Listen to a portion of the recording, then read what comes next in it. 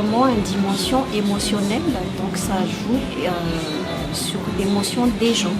Et donc ce qui fait que ça, offrir un parfum à quelqu'un, ça donne un souvenir, ça reste un souvenir pour la personne à qui on donne le parfum.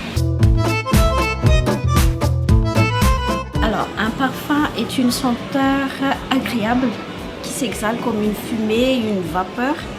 Et d'ailleurs, le mot parfum, ça vient du mot latin perfumum, c'est-à-dire par la fumée, d'où le nom parfum. Les parfums, ils sont composés des huiles essentielles et d'alcool pur. Et c'est à partir des concentrations des alcools qu'on peut situer les différentes concentrations d'un parfum. Pour l'eau de toilette, c'est-à-dire le moins concentré que l'eau de parfum, il existe d'autres concentrations, mais par contre là on va juste parler de l'eau de toilette et de l'eau de parfum. L'eau de toilette déjà c'est moins concentré que l'eau de parfum d'abord, parce que l'huile essentielle à l'intérieur est moins concentrée par rapport à l'alcool, le pourcentage d'alcool.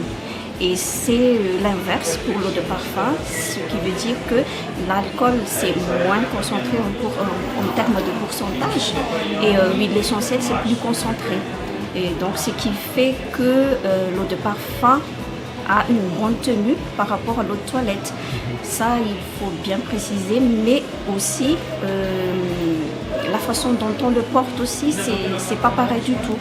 L'eau de toilette, c'est un parfum léger, puisque c'est moins concentré que l'eau de parfum. Alors, l'eau de toilette, on le porte d'habitude sur les habits, parce qu'on ne veut pas que ça sente trop fort.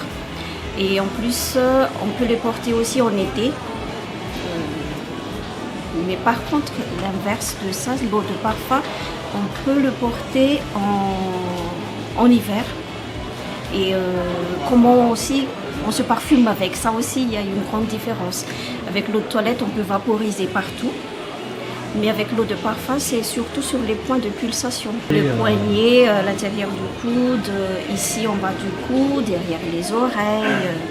Derrière les genoux aussi, parce qu'à force de marcher, ça va ressortir le parfum pendant toute la journée.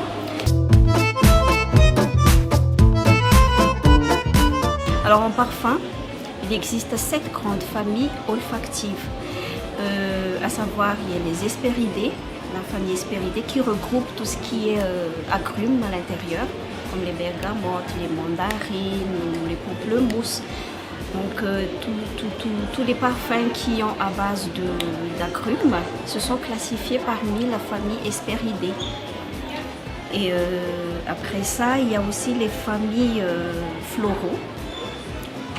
Alors ça, ce sont des parfums à base des fleurs. Il y a des jasmins, des roses, des violettes, par exemple. Sinon, il y a aussi la famille des fougères. Alors pour la famille des fougères, il y a des notes boisées. Les lavandes, les mousses de chêne, surtout des mousses de chêne à l'intérieur. Il y a aussi des parfums chyprés. Ce sont des parfums à base de mousse de chêne aussi et des accords de mousse de chêne. Il y a des patchouli à l'intérieur et aussi des bergamotes. Mais à part ça, il y a aussi des parfums dans la famille des boisés. Alors là, on voit des notes chaudes de santal, des bois de santal, des patchouli, des vétiver, de cèdre. Et après, il y a les parfums ambrés. Alors, ambrés, ce sont des fragrances orientales, là où il y a où on utilise plutôt des vanilles. Et vanille.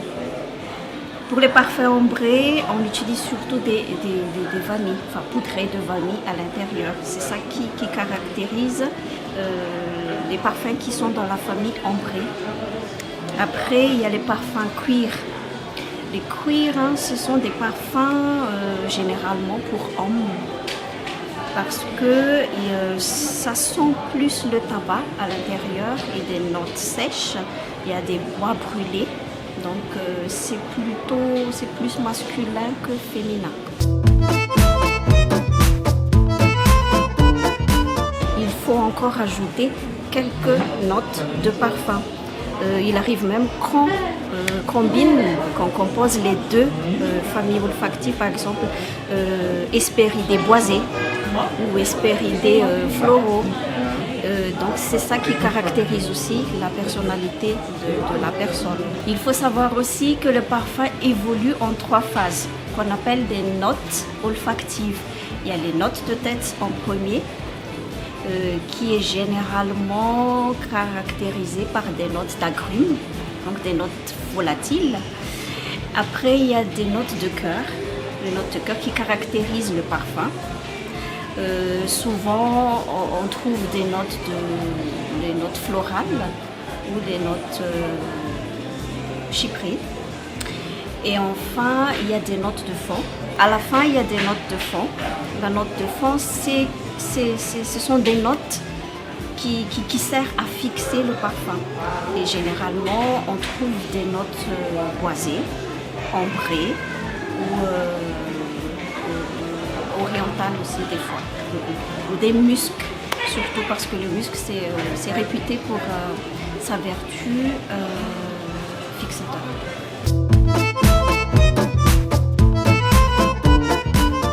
Parce que, par exemple, pour les adolescents, il ne faut pas encore mettre de parfum, trop de parfum, parce qu'il ne faut pas que leur personnalité, elles n'ont pas encore de personnalité, ils n'ont pas encore de personnalité, et donc il faut opter sur les parfums Hespéridés, comme je viens de le dire tout à l'heure, parce que ça rend juste un bien-être, ça sent bon et ça sent bien dans notre peau, donc ça ne donne pas encore des vrais parfums, ou plutôt on opte aussi pour l'eau de Cologne ou l'eau de toilette.